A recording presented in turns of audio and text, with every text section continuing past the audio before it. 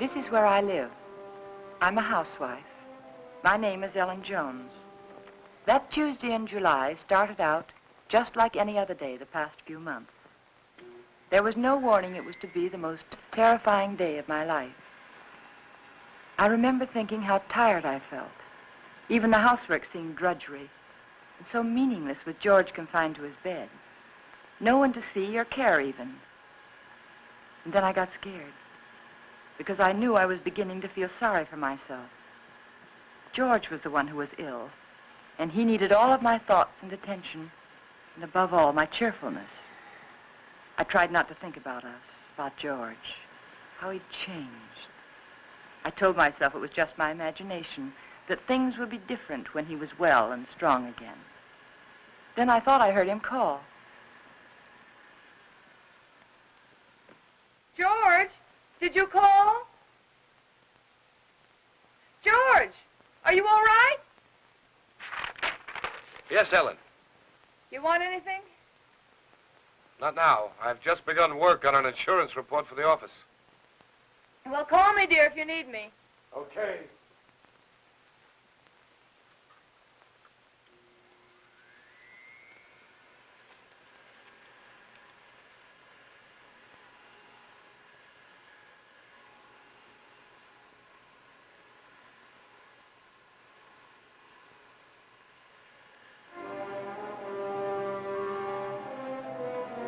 Somehow I had an odd feeling.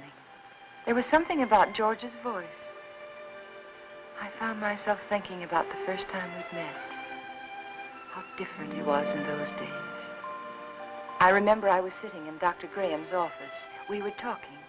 I played one game of checkers and 2 games of rummy, and I'd written letters to a wife, a mother, and a sweetheart, and I listened for a half an hour to a homesick young ensign from Texas. He was awful cute. Now, what else can I do to help boost the morale around here, huh? You could go out to dinner with me. We'd get about halfway through the soup, and you'd get a call from the hospital. You're right. Mm-hmm. I guess my courting will have to wait till after the hostilities. There's a compound fracture down the hall who's waiting to see me, but I'll be tied up for a while. Oh? They tell me he's feeling blue. You see, his wife's expecting a baby in a minute. And I think he could stand some cheering up. It's practically done. See you later, Ranney. Oh, I'm sorry. They told me I could find Dr. Grahame in here. You ought to be along any minute. Why don't you come on in? Sure, thank you. Are you a patient here, sir? In a naval hospital? No. I'm just a friend of the doc's. Flew in last night with the ferry command. The only thing wrong with me is a double-barrel hangover. Too bad. Dr. Grahame will be detained, so I'm taking you for an airing. And maybe he doesn't want to go for an airing. He doesn't. There's nothing a woman likes better than shoving a man around.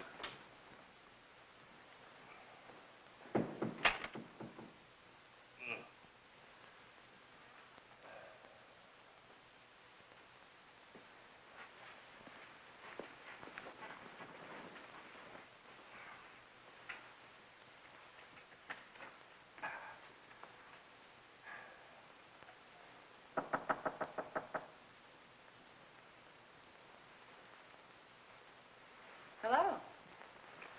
Hey. Who are you? I'm Ellen Brown. Doesn't suit you at all. It's much too plain.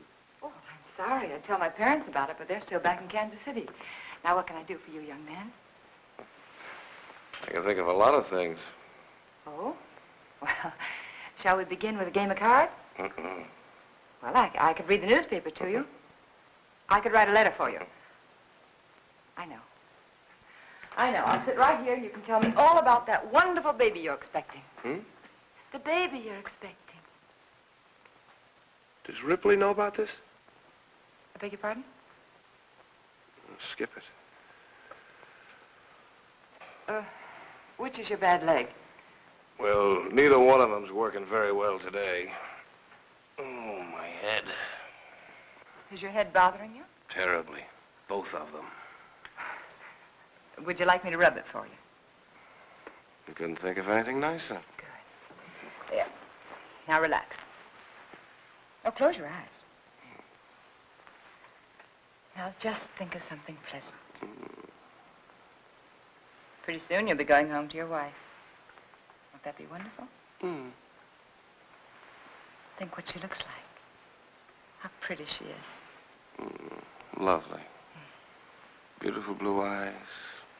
Short nose. Soft brown hair. And lovely, kissable lips. Well, there's nothing wrong with your morale, young man. I'll recommend to the doctor that you be sent home to your wife immediately. Hey, wait a minute. Wait, you're all dressed. Naturally. Well, George. Hello, Ranney. Son of a gun. What are you doing here? Enjoying myself immensely? his leg isn't even broken. No. No, it Hey, isn't. Doc, what kind of nurses do you have around here anyway? Hey, what goes on here, Ellen? But when I came in here, he was lying there all covered up, and he let me make an absolute idiot of myself. Rubbing his head. Both of them. Best cure in the world for a hangover. Ellen, this is George Jones, an old and untrustworthy friend of mine. Now, remember, I saw her first. George Jones. The name suits you perfectly, completely undistinguished. I wouldn't say that, honey. Someday you may wind up wearing it. Wait. Shall we go? She's cute. It was pretty depressing having a medical student for a roommate. Oh? He was always dissecting something, including me. You gotta know what's going on inside if you expect to understand the outside. Yeah. Excuse me, sir, but you're wanted at the hospital. There's an emergency. Oh, Ran, I'm sorry. So am I. Well, back to the salt mines. See you folks later. Not if I can help it. I intend to keep you to myself for the rest of the afternoon. Oh? And for the next 2 weeks. Oh. When a lonely prospector strikes gold, he doesn't yell for his friends. He stakes a claim. How about some lunch? Yes, I'd love it. I don't like to make love on an empty stomach. No, neither do I. Especially to a perfect stranger. My Ellen, wherever did you get the idea that I was perfect? Oh, you. Would you like to switch boxes like we did when we were kids? Naturally. Oh, brother. Fried chicken, potato salad, tomatoes, cookies. Oh. Gay rations, canned hams, powdered milk, chewing gum, and 4 cigarettes. Coffee. Honestly, is that the best you could do? That's the best I could do with no ration card. Oh. Now, if we were to combine forces, pool our resources, I think we might do very well together.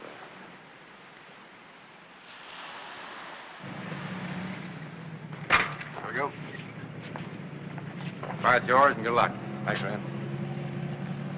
Goodbye, darling.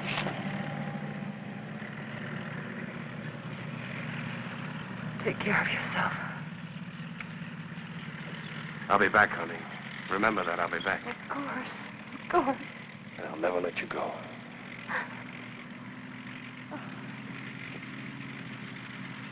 Goodbye, darling.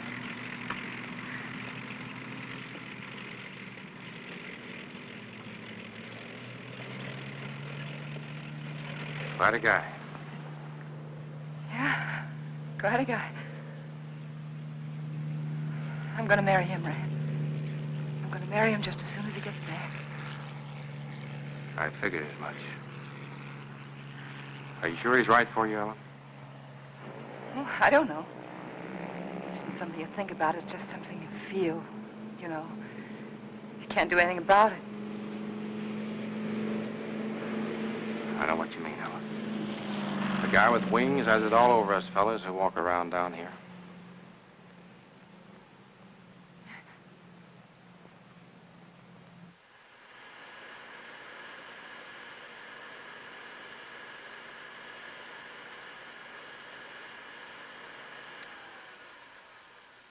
I'm coming up now, dear. Do you want me to bring you anything?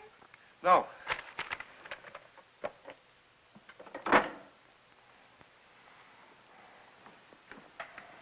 You all right?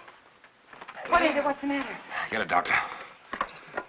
Here, No, not that. Get a doctor. Another doctor, not Graham. But I have to, dear. He is your doctor. Don't argue with me. Don't call Graham. Get another doctor.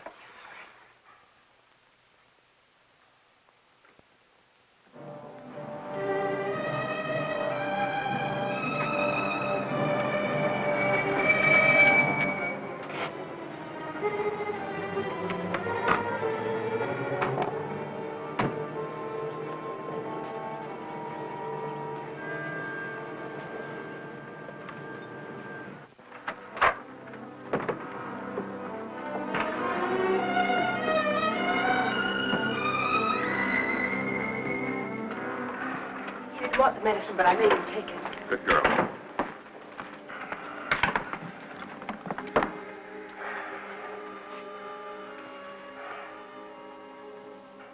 Still ticking? Sounds pretty good. You're evidently feeling better than when Ellen called. What time is it? 5 after 9, dear. Took you a long time to get here, Ranney. Oh, I know it seems like it, but he came just as soon as I called him. How long did it take? About 20 minutes. Fortunately, Ellen caught me as I was leaving on another call. Yes. Is there some alcohol in the bathroom? Yes, sir. 20 minutes. I got that pain over 45 minutes ago. Why did you delay it? I didn't, dear. I lost a lot of time trying to get another doctor. But you needed him so badly, I had to You go. know best. You always know best nowadays, don't you, Ellen? No, it isn't that. I just knew that he'd come sooner than anyone else. He's our friend, George. I was better already. Rennie, let's not kid each other. We both know where I stand. My own insurance company wouldn't put a nickel on me. Now, look here. All of us in that same boat. Automobile taking an unexpected turn, a brick falling from a high building, heart condition like yours. They're all hazards, but that doesn't necessarily mean they'll ever happen. Think of all the chances you took during the war. You didn't worry about them. Came out feeling better when you went in. Now, the only thing you have to do is lie here in bed and let us help you get well. Isn't that right, Ellen? Yes, that's what I keep telling him. You're lucky in many ways, George. You have a wonderful wife. She's developed into a fine nurse. I don't think I'll be tying up her exclusive services much longer. Now, you've got to cut out this way of thinking. Yeah, I know. Would you mind, Ellen? I'd like to talk to George alone. No, of course not. I'll be across the hall if you need me. Those were pretty morbid things you were saying in front of Ellen. Has she complained? Certainly not. But you got to think of her, too. She's looking a little worn. Now, when you get these ideas, try using a little mental therapy. Next, you'll be telling me I ought to see a psychiatrist. Might be a very good idea. You doctors are all alike. You can't cure a patient, you tell him it's all in his mind. I'm trying to help you, George. You know that. I'll drop in again this afternoon. Maybe we can talk this thing out. Yeah, maybe we can.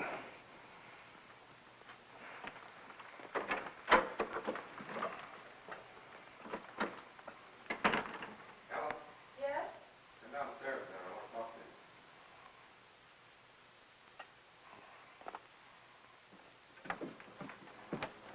you. Ellen, did anything particular happen to upset George this morning? No, not that I know of. Why, do you think he's worse? Frankly, I don't like his mental state. Well, I think maybe it's just the hot weather. Depresses him. He's been a very active man. It's natural for him to be depressed, but Yes. when a man's at a low ebb mentally and physically, he's prone to all sorts of imaginary fears. Yes, I know. I'd feel better if he were in the hospital for a while. No, I don't think so. Well, you want what's best for George, don't you? Well, of course, that's just it. I think it would upset him terribly. You see, he doesn't seem to want anyone else around him except me. Well, this morning, he didn't even want me to call you. Oh, it isn't that he's disloyal, Ran, or has lost confidence, but lately, he seems to have taken these sudden dislikes to people. Look, Ellen, Yes. you and George aren't just patients, you're friends. George is up there brooding, and I don't like it. Could develop into something serious. If you won't send him to the hospital, I want you to have someone here to help you. I'm sure you know what's best, Ram, but honestly, I don't know how George will take it. Well, he doesn't even seem to want his aunt around anymore. Ellen, I don't think it's wise for you to try to handle this alone any longer. You're stressed to the breaking point already. I'll take it up with George this afternoon. All right. I better get back upstairs. No, Ellen. Let him relax for a while. Oh, all right. Give the medicine a chance to work. Yeah. I want you to relax, too.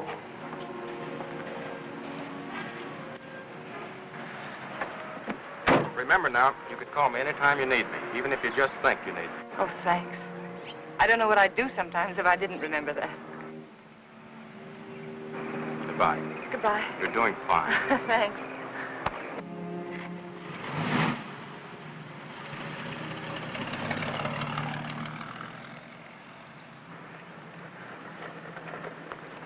Stand where you are. Don't move. Oh, you frightened me. Did I? Yeah. Say, what are you all dressed up for? And where did you get that beautiful new tricycle? It's no tricycle. It's a horse. Oh? A palomino. My grandpa gave it to me. Oh, he did? Well, it's beautiful, Billy. I'm not Billy. I'm Hoppy. Hoppy? Now, who's Hoppy? Don't you know who Hoppy is? No, I'm afraid I Don't don't. you have television? What? Don't you have television? No. Want to see mine? Sure. Look inside. Well, look at that. See? Hoppy's there, too. Just like in a real television. Why, of course, I know him. That's Hopalong Cassidy. Uh-huh. Well, saved many people today, Hoppy? Oh, 60 or 100. Don't try any tricks now. Oh, I wouldn't think of it. Do you have any cookies? No, I haven't. See, the grocerman hasn't come yet, but I will have later. You know what I do with a bad man? No, what do you do? I dynamite him into little pieces. Shot him, put him in jail.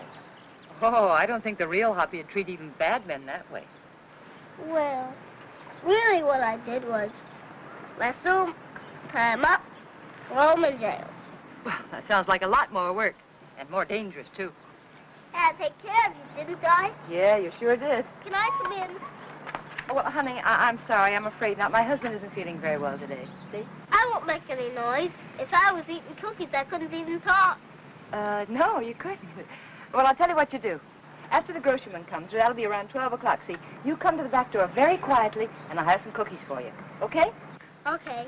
I'll ride my horse up and down and see that no bad people make any noise. Because I'm your friend, aren't I? That's right, Hoppy. You're my friend. Beep, beep. I'm an engine. I'm going to beat that car at the crossing. Beep, beep, beep, beep. Beep, beep, beep, beep.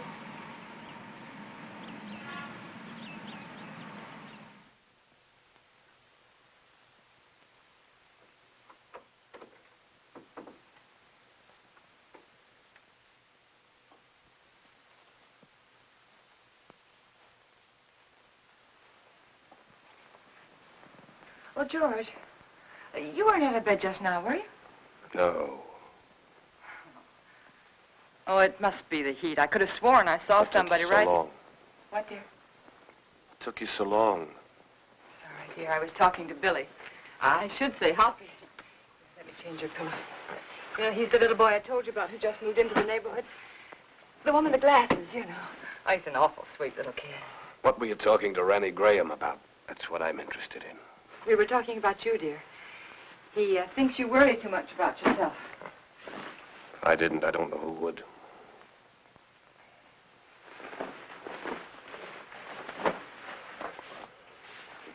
George, ever since you got out of bed yesterday to see if you could walk, I've had it on my mind. I want you to promise me not to get out of bed again while I'm out of the room. All right, Ellen. Did you call the druggist about getting the heart prescription filled? Yes, dear. He said he'd send it up later in the day. But there's enough there if we need it before. Did you tell him I'd spilled it? No, I didn't. Do you feel well enough for the paper? Yeah. Editorial page? No, just the front page is all right, thank you. Here you are, dear. You look tired, Ellen. Oh, I'm not. Just that it's so hot today. What are you thinking about, Ellen? Well, you know, I was just thinking that everything in our lives, every breath, every thought has been for ourselves. I don't think people can do that and be happy. Do you? You're getting a little confused, darling. It was me that Ranney Grahame told to change my way of thinking. Oh, no. I mean, it was my fault, too. I just wasn't strong enough to help you. But we could change all that now. Ellen. Could make all the difference in the world, George. Come here, Ellen. Yes? What's the first thing you do? When? When I'm out of this bed again, away from the house? Just be so grateful that you're well. I think I'd try to do something to somebody. I mean you. For your own self. Oh. I'd like children. Yeah. Yes. And then I'd like a garden. A real garden. Like the woman next door has. And I'd find out about flowers and things, and I'd compare notes with every other woman on the block. So you'd have a garden and children. Oh, isn't it good to plan again? Kind of gives you something to hold on to, doesn't it? Oh, my, it takes a long time for things to sink in, doesn't it? But you always said that, George. You always said, make a plan for everything and then stick to it. All right. Our plan now is for you to get well. And then afterwards... You must think I'm very stupid. Stupid? Don't you think I know you're in love with him? In love with whom? Grahame. Well, that's the silliest thing I ever heard of you. You're not as subtle as you think you are, Ellen. It's quite obvious.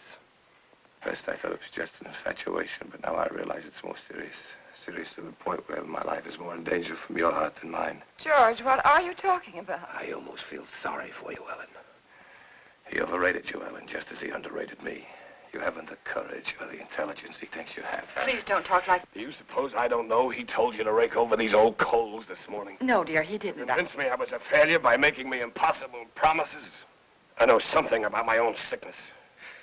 I know what happens to a man when you take away his self-respect. George, I know what happens when you constantly upset George, this is wrong. I know it is. Please don't upset yourself anymore. Please. That's what he told you to do, isn't it? Did No. he also tell you to delay getting help to me like you did this morning? How could you do that, Ellen?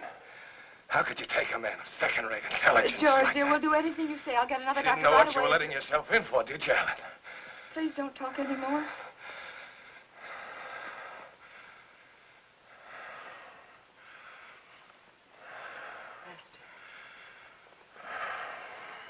Rest. Oh, George, you just couldn't believe those things you've said about Dr. Grahame. I don't even want to hear his name.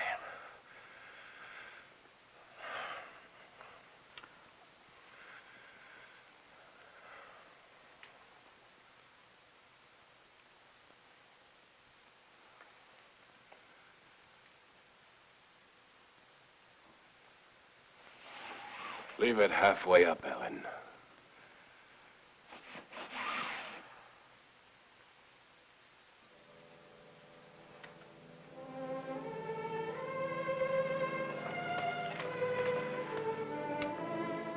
I was so hurt I could hardly keep from crying. But again, I reminded myself that George was terribly ill and he didn't mean it.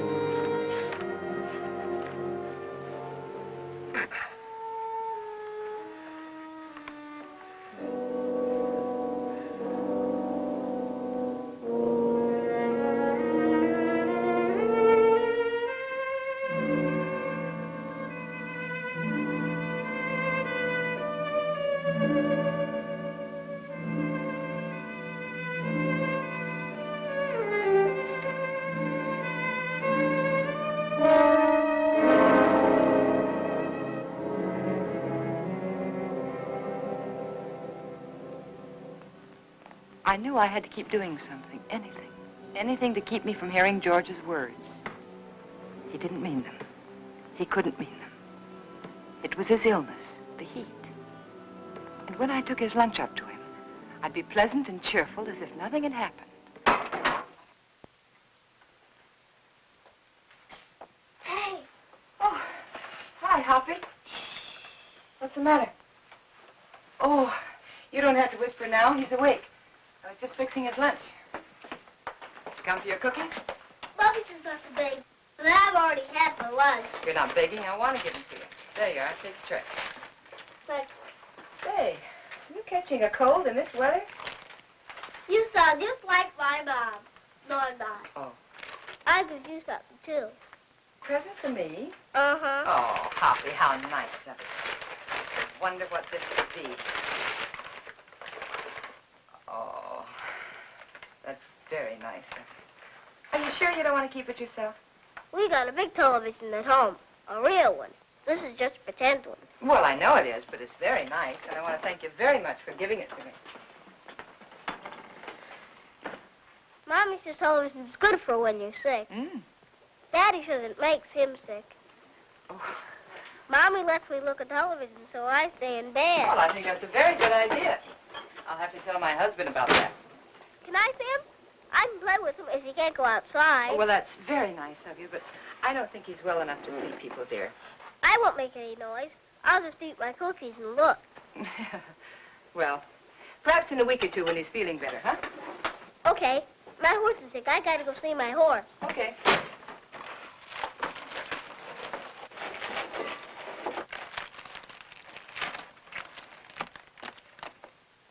Can I take some cookies for my horse? Oh, by all means, take as many as you like.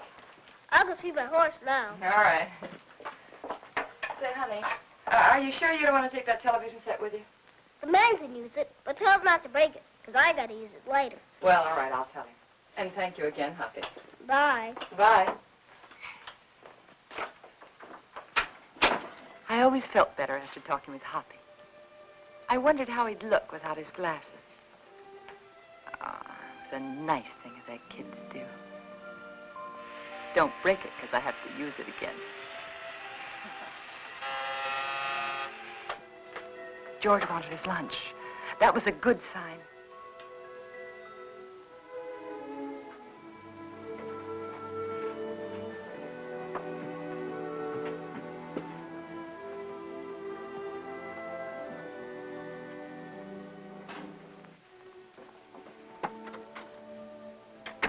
Hungry? Yes, as a matter of fact, I am. Good. Feeling much better. Hoppy sent you a present. Television set. And he says not to break it because he has to use it later. You two are getting to be great pals, aren't you? Oh, yes, he's a darling little kid. He's so eager to please. Oh, honey, not now. All right. But at least you're going to have clean hands and face before you eat. Well, then, has the postman come yet? What'd you say, dear? Postman, has he come yet? Oh, no. No, he's very late today. Guess it must be the heat. Give him this letter when he comes, please. Dear, I thought you were resting. With the rest in the way. A relief to get that written. New insurance law affects the Emerson estate. I've got to check over. All right, dear, all right. I'll meet him at the gate. Give it to him. I saw it. How's that? Good. Sure.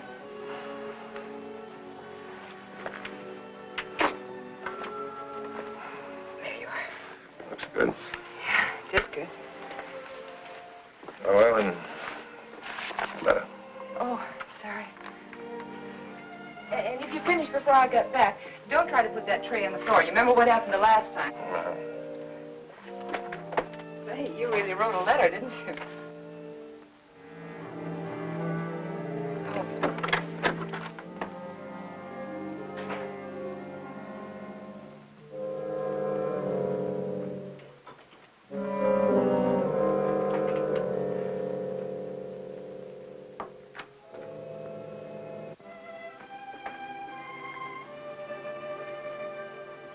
I wanted to stop a minute and chat with the neighbors, but I knew George wouldn't like it. He didn't believe in neighbors. And then I saw the postman.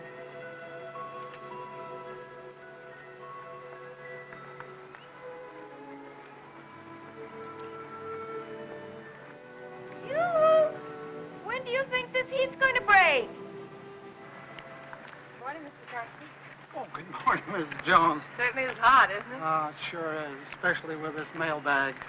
Looks heavy, all right. Well, if I'm all in now, I wonder what I'm going to be like this afternoon. Well, I guess I'll live. Yeah. Everything's so high, I've got to keep my nose to the grindstone. Yeah. Got a pension plan. Did I tell you about it? Yes, you did. Well, you got to follow it to a T. Every penny counts. Yes. You know, my wife doesn't understand that. She says I'm an old penny pincher. No. But I told her that... Mr. Carson, would you take this letter for me, please? Thanks. I'll swear, I bring in more mail than I take out. Well, I'm sorry. I'd run up to the mailbox with it myself, but I don't like to leave the house so long with my husband being ill and all, you know. No one ever figures how it slows me up lugging everybody's mail around this awful heat. Sorry. My feet are throbbing. Your feet ever... Yeah, I know just what you mean. You know, I ought to be way out in Pine Avenue and Merritt Street, but noon with the way I'm going, I won't be out there till 1 o'clock. Sorry. Well, with everybody giving me mail to take back. Is that mail for me? Huh? That mail, is it mine? Oh, yes. Excuse me. Thank you. It's all right. It's that retirement plan that keeps me going. Yeah, I'll bet it is. Well, thanks again, Mr. Well, Carson. you're welcome. Well, glad to see your husband's well enough to be up, Mrs. Jones. Goodbye. I wish I could lie down for a while.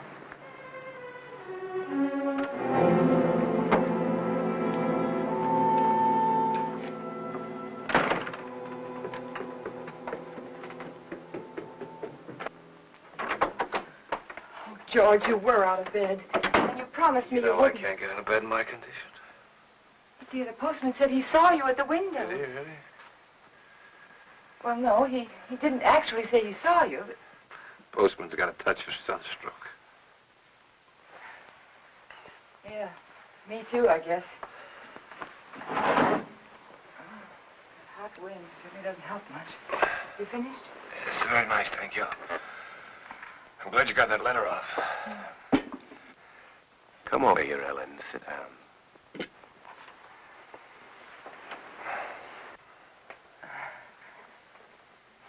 Would you like your Aunt Clara to come up and visit for a little while today? It's pretty hot for the old gal. Oh, she'd love it if you asked for her. You're the apple of her eye, you know. I always was. You know, Aunt Clara gave me a toy when I was a kid. A toy I was crazy about. My mother used to tell her she gave me too much, but I can still remember that toy. It was a bottle with a small, absolutely perfect sailing ship built inside of it. You know, I was so crazy about that toy, I wouldn't let anybody touch it. Oh? Not even my mother. One day I was making a garden, making a garden in the backyard. A neighbor boy came running out of my house with my ship in his hand. Somehow I got it away from him without breaking it. I don't know what I said to him, but he looked awfully scared and white. And suddenly I was frightened too, thinking he might have broken it, the ship, I mean. I picked up the little rake I'd been playing with and began hitting him with it. And where his face had been so white, it was all blood. I think I might have killed him if Mother hadn't come out.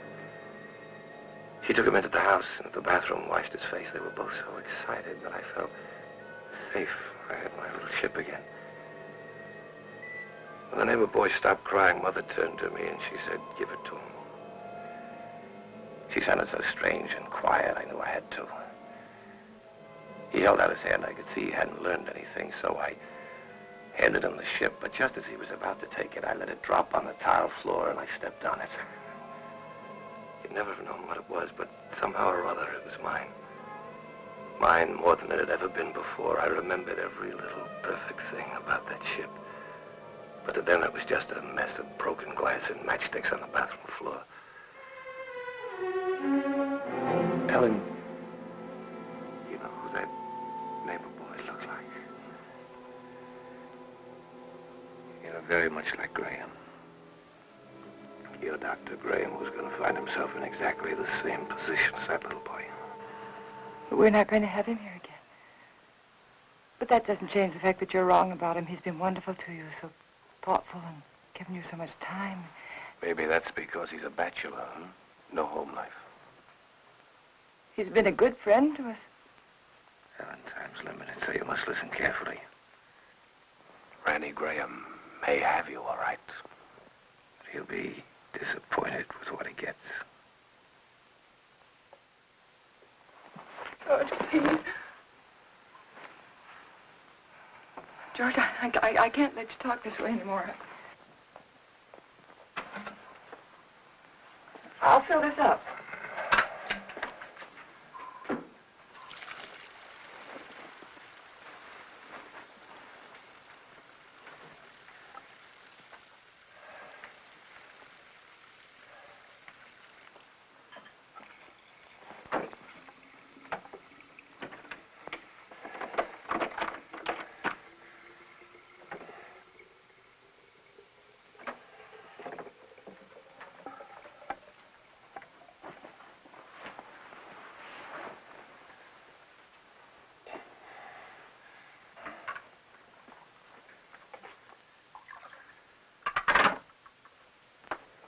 I'll be downstairs if you want me.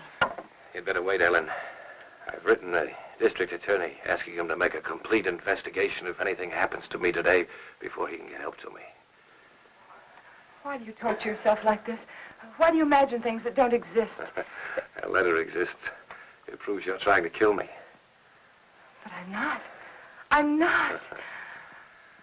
If I can't help you, George, then I'm going to get someone else in who can. It's not me that needs help now, Ellen. You gave that letter to the postman yourself just a while ago. Yes? Yes, I gave him the letter, the one that you wrote about insurance policies. I knew you wouldn't recognize a district attorney's name if you saw it. Nobody ever does. Isn't that strange? Everybody knows he's a district attorney, but nobody ever knows his name. We are going to get someone else in, another doctor, because this is all in your mind. My mind is fine. Just to reassure you on that point, let me tell you that letter was about insurance.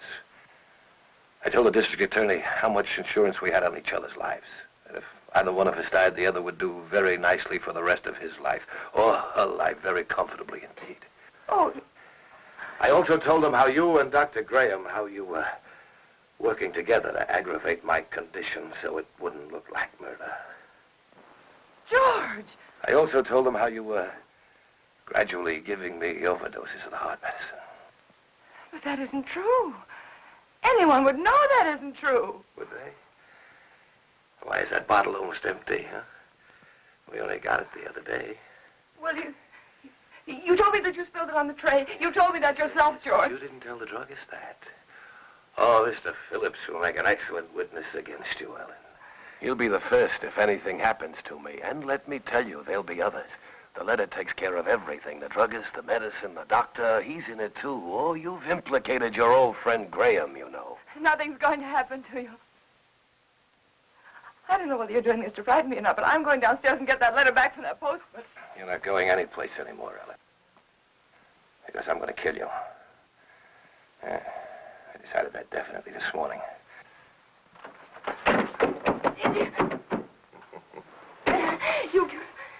You couldn't mean this, George. You couldn't.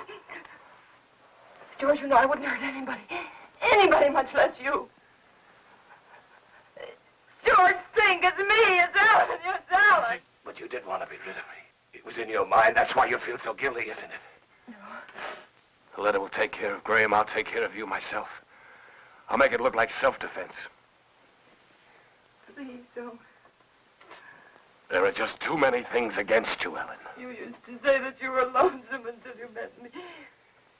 George. George, you love me. I loved you, George. And since I've been sick, since he's been coming to the house, you've hated the sight of me. No, I haven't.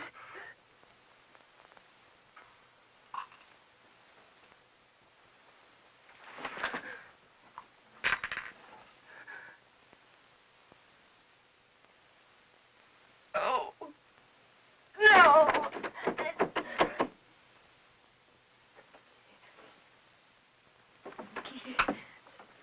Keith. It was one of those awful dreams. The kind I used to have when George was overseas. That man lying there was George, my husband. He was dead. He died trying to kill me.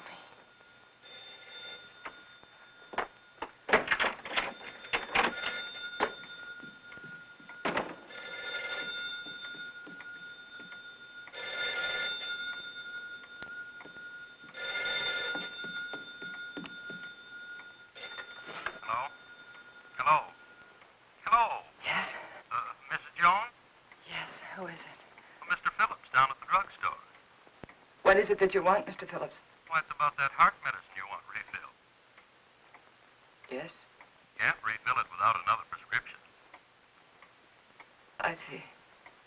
We'll just let it go. Let it go? That is, until I talk with Dr. Grahame. Oh. By the way, Mrs. Jones, according to my records, you got that prescription filled just the other day. But my husband knocked that bottle over on the tray and spilled it. Oh? You didn't tell me that when you called before. But that's what happened. I promise you that's what happened, Mr. Phillips. All right, Mrs. Jones.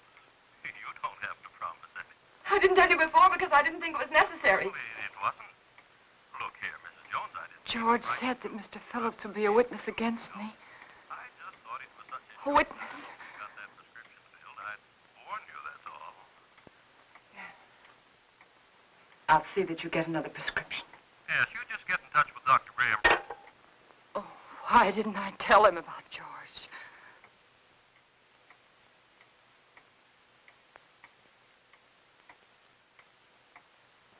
That letter. I had to get that letter back. I couldn't tell anyone about George until I got that letter back. I could feel the woman next door watching me. Maybe she'd be a witness against me, too. She could tell them how I ran out of the house and then back in again. How strangely I was acting. It wouldn't matter what she thought if I could only get that letter back. I tried to think, which way did he go?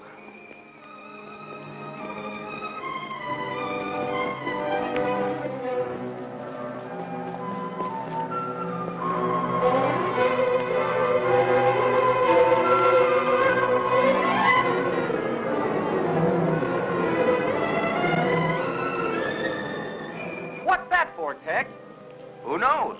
The heap needs everything we can put in it. Yeah, but what'll it do? Who cares? Pardon me. Can you tell me, did the postman go by here yet? The postman? Yeah. Yeah, old Oddball plowed his way through here a little while ago. Oh, which way did he go, do you know? That away. Oh, thanks. Yeah, up that way towards Merritt Street. You know. Yeah, I know.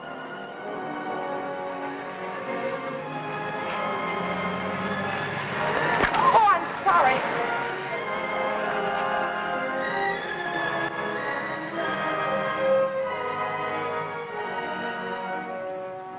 That's right. You know, every time I go home at night, I always tell my wife, Laura, if it wasn't for that pension plan of you, I just never get up. I just drop in my tracks one of these days, and that'd settle it. I just never get up anymore, and that's all. You know how it is. Hello, Mr. Carson. See you later, Joe. See you later, Mr. Jones. Well, Mrs. Jones, what are you doing out this way? I was visiting a friend. Oh, that's nice. I wish I had more time for visiting. But by the time I get home at night, I can just hardly make it up the stairs. I tell Mr. my Carson, wife remember that letter I gave you this morning? Yeah, I suppose so. I'll pick up plenty of letters. Why, what about it? Well, I know it seems silly, but I mailed it by mistake. It wasn't even finished. No. Yeah. Now, what did you do that for? Well, I don't know. I guess I was just so busy. Finish it up and mail the rest of it tomorrow. They'll get it in 2 installments. Now, you wouldn't want me to do that. May I have the letter, please? First, I pick them up and carry them around for miles, and then they want them back again. Well, I'm sorry, but you can understand why I wouldn't want it to go out unfinished. Yeah, I guess so, but all these delays count. Keep me on my feet longer than I ought to be. Well, it won't be much trouble, will it? Yeah, here it is. Thank you. Now, look, you shouldn't have given me this letter in the first place. Why? Giving me this letter is just like putting it in the mailbox. Now, you wouldn't expect to get this back from the mailbox, would you? No, but surely you can make this a session. After all, Isn't this fellow the district attorney? Yes. Yes, my husband read about some graft in the newspaper, and he wrote to the district attorney about it. Oh, your husband wrote the letter? Yes. Thought you said you wrote it. Well, what's the difference? He's my husband. Oh, it makes all the difference in the world, Mrs. Jones. But why? It's one of our strictest rules. We can't return a letter to anyone except the person who wrote it. But, Mr. Carson, my husband's sick. You know that. And he sent me to get the letter back. Yes, I know that. Oh, don't be so obstinate. You know it's all right. He's sick. Give it to me. Obstinate. Now, how do you like that? After standing here patiently and all this heat trying to reason with you. You're the one that's being obstinate. You don't seem to realize it's against the rules. Well, what do you care if it is against the rules? I have to care, but you don't. You're not the one who'd get fired. Oh, I'm sorry. I'm very sorry, Mr. Carson. I forgot what it means to you. Your responsibility and all. It must be this terrible heat. Please. I know how anxious my husband is to get that letter back. It was my fault. You see, I mailed it by mistake. He's awfully upset with me. He's very angry with me, Mr. Carson. Couldn't you please help me? Couldn't I please have the letter back? Well, tell what I'll do. Yes? I'm all through the route until this afternoon's delivery, and since it's so important, like you say... Oh, it is. Well, if you'll give me a lift back to town in your car so as I won't lose any more time... I will. I'll go over to your house with you right now and give the letter to Mr. Jones personally. No, you can't. But, Mrs. Jones, this way I'll be sticking to the rules and your husband will get his letter back. But my husband didn't sleep last night. And he fell asleep just before I left, and I wouldn't want to wake him. I'm trying to do the right thing by everybody concerned. But it seems to me you don't want to cooperate, and I'm not going to risk losing my job for anybody. I'll try to understand. No, I can't talk about it any longer. Can't waste any more time. Do you want me to take the letter to your husband personally, or don't you?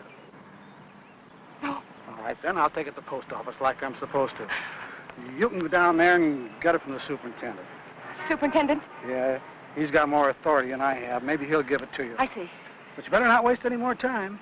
Once I bring the mail in, they send it out right quick. Oh. Once it leaves the post office for delivery, nobody can stop it. The post office downtown? Yeah. Yeah, thanks. Oh, Mr. Carson, how do I get there? The shortest way on. Right on down the boulevard, shortest. You can't miss it. Thanks. How much time do I have, do you think? Oh, about 2:30, maybe a little before. Thank you.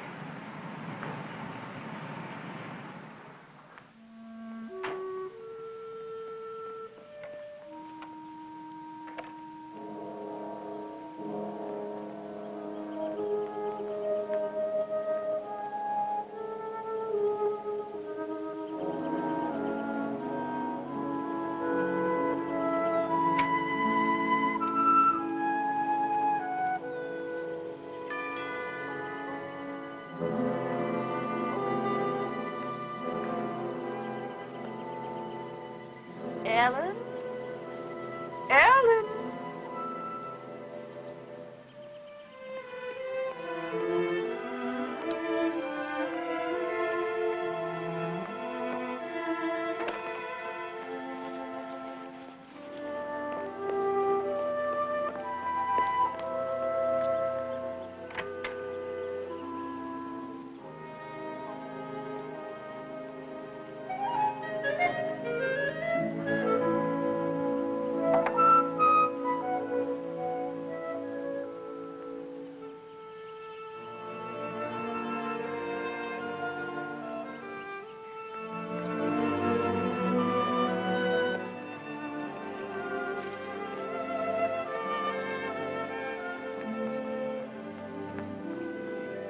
Pardon me.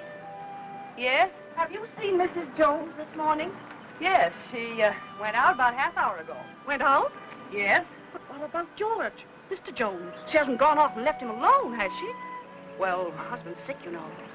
So I've heard. Of course, I never really met them, though I haven't lived here long. I can't imagine it going off like that. I'm Mr. Jones's aunt. I made him some jellied consomme. I packed it in ice. It's melting. I never dreamt I wouldn't get in. I could tell you where the key is. The key? Perhaps you'll think it's nosy, but I happened to see her when she locked the door. Well, isn't that good of you? The front door? Yes, it's right over there, above the door. Thank you. I don't know how you stand in the sun without a hat on. I'd dry up like a pea.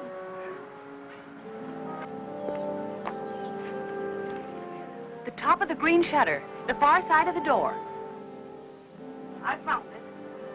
If there's anything I can do for you, just call me. You're very kind. Thank you.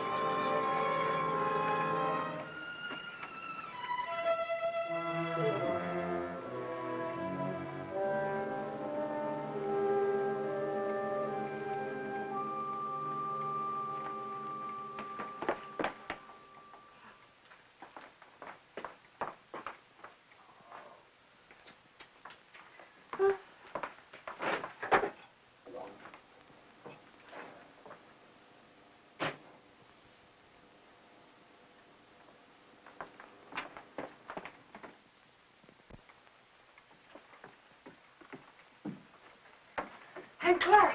Ellen, how on earth have you been? Have you been upstairs? Well, I was just going up. Oh, why are you so out of breath? Why, I've been running and... Running in all this heat used to have more sense. How did you get in, Aunt Clara? I found the key on the ledge. There, look at that. It stripped right down my dress. Now it's ruined. I was worried half to death. I thought something had happened. Happened? I never known you to go off like this. How's George? He's all right. Well, I even rang the bell. Just a jab. Is he taking one of those sedatives? Yes. Oh, people take too much medicine nowadays, if you ask me. When I was a girl, we had homeopathic doctors.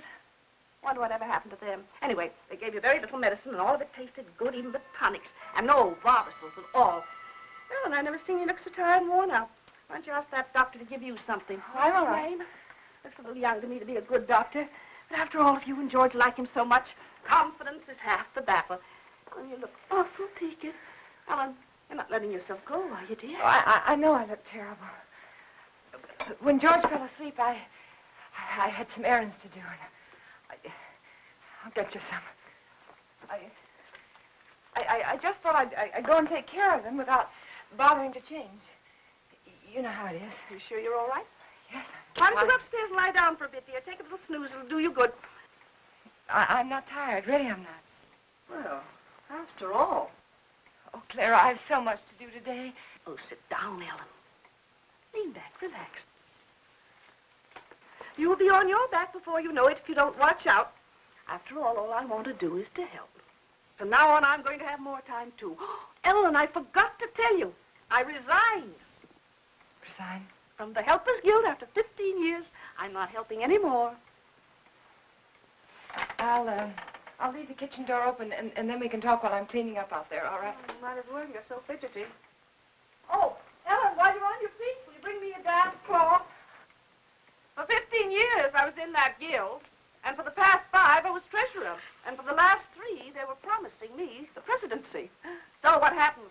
Last Tuesday, they let Cora Comstock. You know, Zachary's brother's wife. Well, I was furious. Zachary said I was hasty. But after 15 years, you know, I've never known a small woman yet who wasn't always boasting about her little hands and tiny feet and trying to run everything. The best I can do. You think I was right?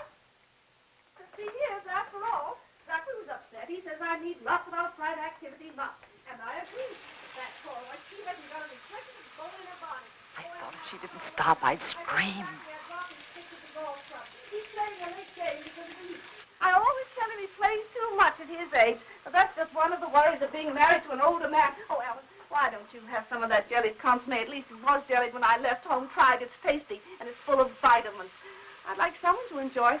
After all, it ruined my dress. Oh, I think I'll run up and pop in on George. If he's asleep, you can tell him later that I peeked him. Hey, Clara! Clara! What is it, Ellen? There's something I must tell you. Well, what is it, dear? What's the matter? Are you having trouble? Yes. I didn't want to tell you, but now I think that I must. Don't. Take my advice and don't. You'll only be sorry later that you did. I thought it was funny your being out like that and not going up to see George when you came in. But you don't understand. Yes, I understand. I'll just say goodbye to it. No, please don't. I didn't want to tell you this, but George said that the last time you came to see him, you upset him terribly. And he said to tell you that if you came again today, to tell you that he just couldn't see you. Upset him? You must remember he's ill. Upset him? Well, I've a good mind to tell him something. No, please. Well, I wouldn't think of humiliating myself. He knew I was here all the time. Well, he's rude, mean, and selfish before he was sick, and he's rude, mean, and selfish since he's been sick. I'm sorry I had to tell you this. Well, I thought when I first met you, you'd do something for him, change him somehow. But I must say he hasn't changed at all. He's worse, if anything. And Ellen, you can tell George for me that a man wrapped up in himself makes a very small package. I wondered how much time I had. She was right. I must look awful. I had to fix myself up before I could go to the post office.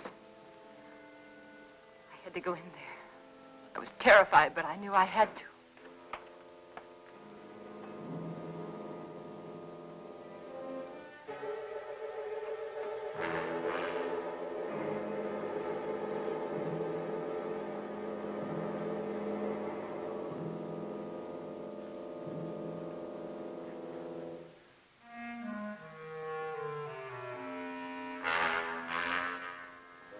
George. He was dead. I mustn't let myself think about it. I mustn't think about anything until I get that letter back. That letter that said I killed him. Maybe it was a dream. No, it wasn't. I must fix my face. I must look presentable. Like any other housewife making a simple request for a letter. A letter that was mailed by mistake.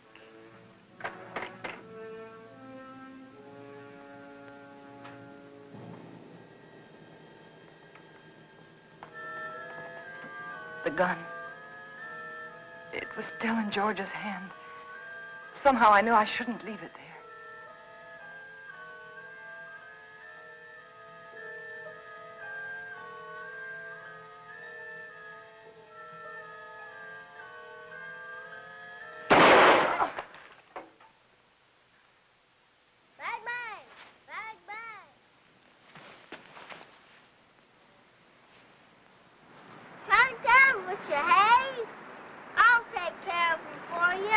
It's all right, Hoppy. It was the radio. I just turned it off. Need any help? No, everything's all right. I see it. Bang, bang! Bang, bang! Hi, gotcha. I prayed that no one else had heard that shot.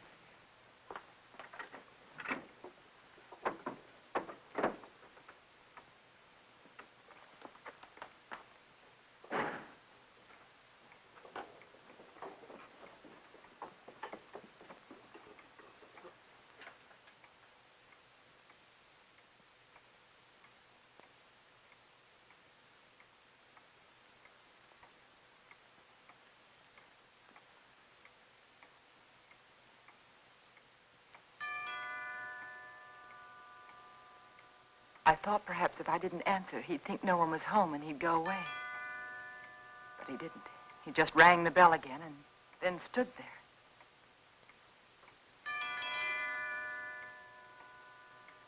Then I knew I had to get rid of him.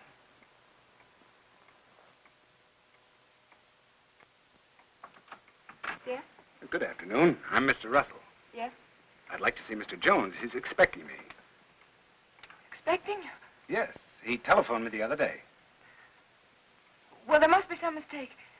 My husband is not well. He isn't able to leave his bed. He told me he was ill, but he did telephone to be here this afternoon. Well, nevertheless, he isn't well enough to see anyone.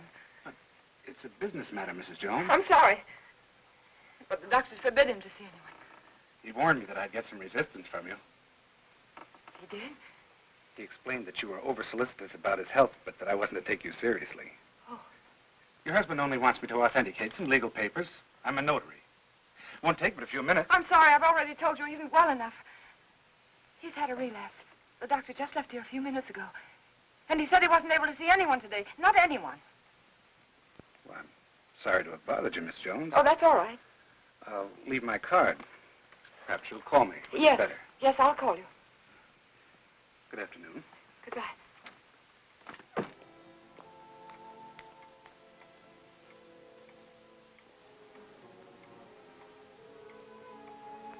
Could he be another witness? Couldn't think what I'd said to him. Oh, I'd have to be more careful.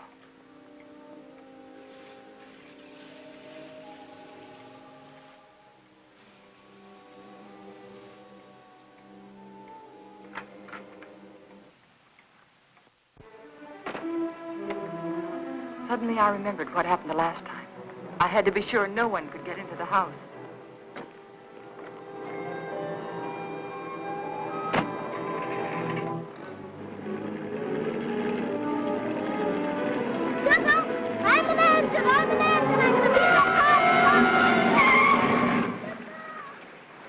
Hi. We to the crossing, didn't I? Billy. Where are you going? Are you all right? Sure. Can I go in? No, you can't. I'm sorry, I'm late. And for heaven's sake, be more careful, will you? Don't you ever do a thing like that again. Do you hear me? Okay. My horse ate up all the cookies. Well, I'll give you some more later on. After that? Yes, after nap. Now, you stay right there in that driveway until I get out. You understand? Okay.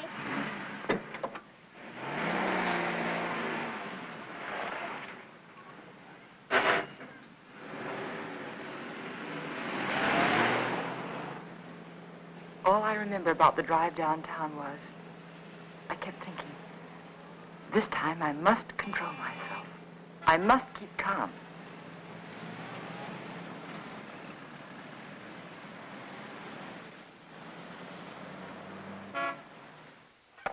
We caught it in plenty of time, Mrs. Jones. It was brought in just a little while ago, wasn't even processed yet. Then I can have it now? Of course. Heaven. I'm glad we caught it in time for you. My husband will be so pleased to have it back. I'll give you one of our regular forms here. A form? Yes, one of these. Oh. You mean I can't take the letter with me now? Just take the form home to Mr. Jones, have him fill it out, and when you bring it back, I'll have the letter right here, and I'll give it to you. But why is that necessary? Just regulations. Oh.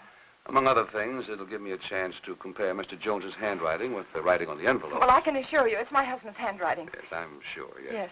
But I must have one of those forms for my records. Oh. But my husband's been very ill, and everything bothers him so. And if I don't have this letter for him when I go home, he'll be awfully upset. Why should he? Well, you see, I'm afraid that he said a lot of very strong things, and he regrets them now.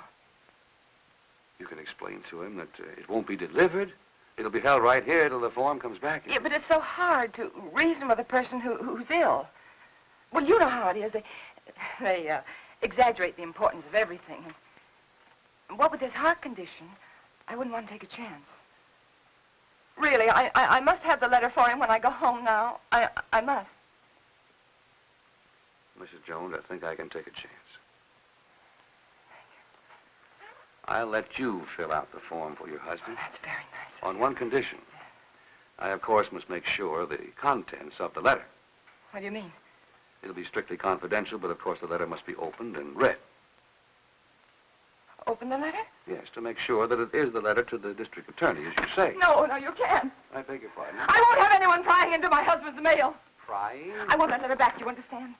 Unopened. Mrs. Jones, I was about to tell you, if you'd let me finish, that I would call your husband for you. Explain the situation reasonably and ask his permission for you to open the letter, not me. I'm sorry. I'm very sorry. I didn't mean to say that. But you don't seem to understand. No, I don't understand, Mrs. Jones. And I have no alternative but to send the letter on through to the distributing room. Good day.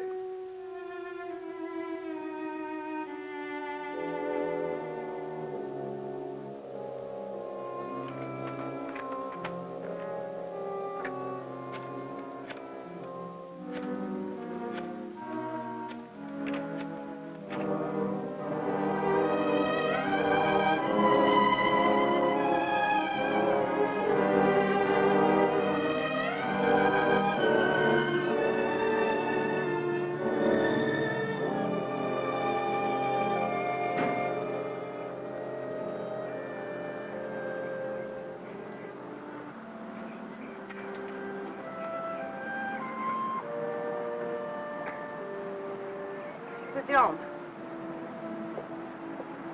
Mr. Jones. I don't want to intrude, but I couldn't help noticing you all day long. I've had the feeling that something was wrong, and I'd so like to be able to help you. Oh, I know we haven't been too neighborly, but trouble's something else again.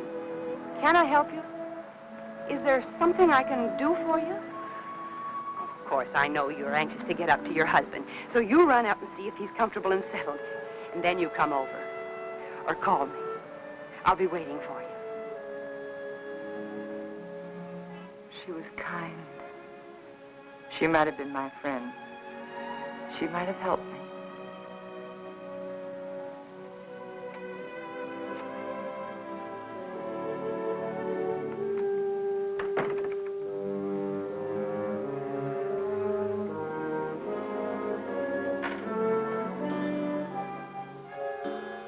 And then I remembered Rand. He said he was going to stop in again to see George. I couldn't let him do that. He mustn't come here again. Ever.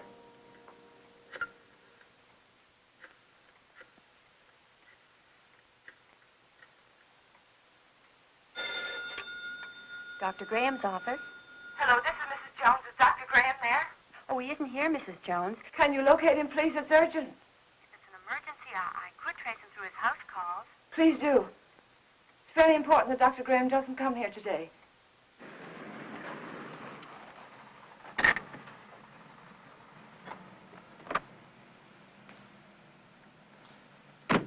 Now, I hope you understand. Of course. I'll do my best. Goodbye. Bye.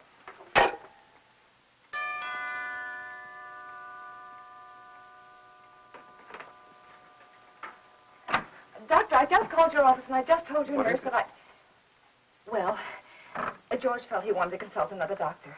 And I did too. And he just left and I really think it would be better if you didn't see him again today. Oh? What doctor did you call? Oh, I'm sorry, I've forgotten his name. I called the lady next door for her doctor, and she gave me his telephone number, and George liked him very much. I see. Yes. Is he a heart specialist? Yes. That is, I think so. Mm-hmm. What was his diagnosis? I don't know. But really, George is feeling much better. I'll call you tomorrow. Now, wait a minute. What's happened, really? Well, you see, after... No, please don't, please. Don't go up there. It's better for everyone if you just don't go up there.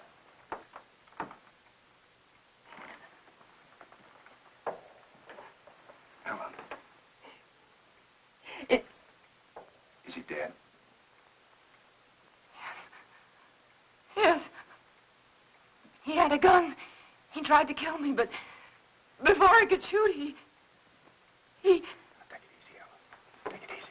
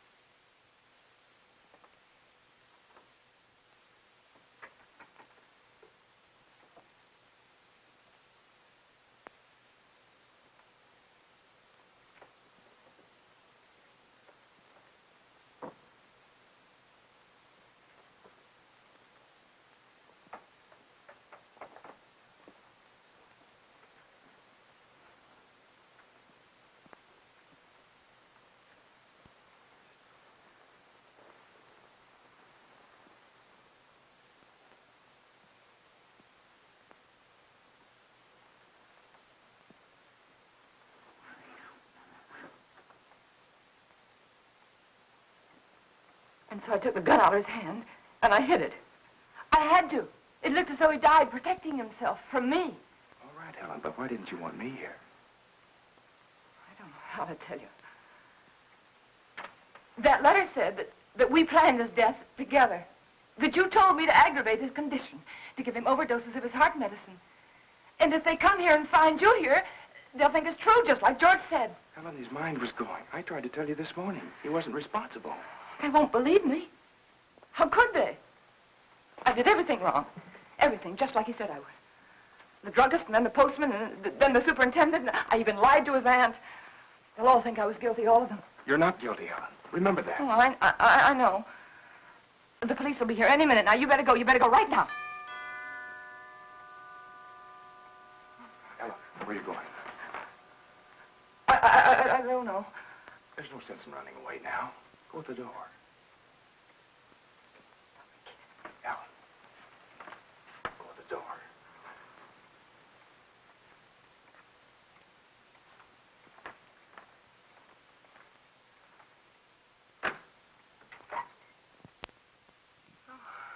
Hello, Miss Jones. I got a letter for you this afternoon. I didn't put it in the slot because, well, I guess I should feel kind of funny coming here like this after what happened between you and me this noon. But it's all right. I understand. Here's the letter you gave me to mail this morning. Surprised I didn't realize it at first, a thick letter like that and only one stamp. Those public officials like the district attorney won't accept postage due mail, you know. Insufficient postage. Yeah, the other end just won't pay the postage in these cases, and we have to return them to the senders. How do you like that? Not enough postage, and we have to deliver them twice. Yes. Crazy business. You know, some folks might think I'm stingy. I know these extra stamps cost only just a few cents, but yes, I understand. if I multiply you by everybody else... Yes, I understand. And thanks again for the letter, Mr. Carson. Oh, that's all right. Goodbye. And thanks again, Mr. Carson, for bringing the... Welcome.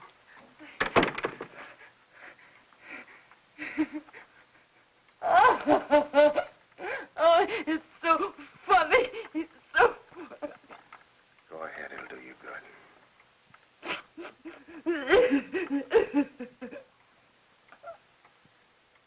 You know, I tried so hard to get... All right, Ellen. You've got it now.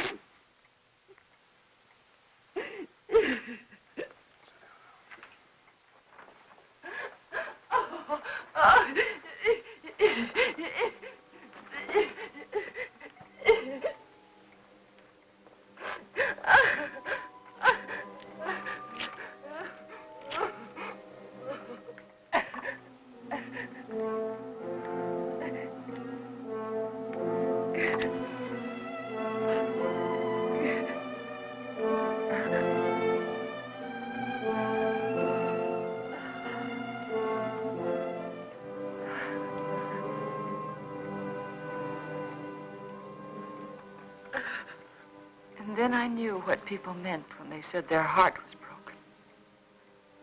All that was left of George and me and our marriage was that little pile of ashes. I knew that somewhere, somehow, I'd have to begin to live again. But right then, all I could do was pray to lose that one day. That one terrifying day.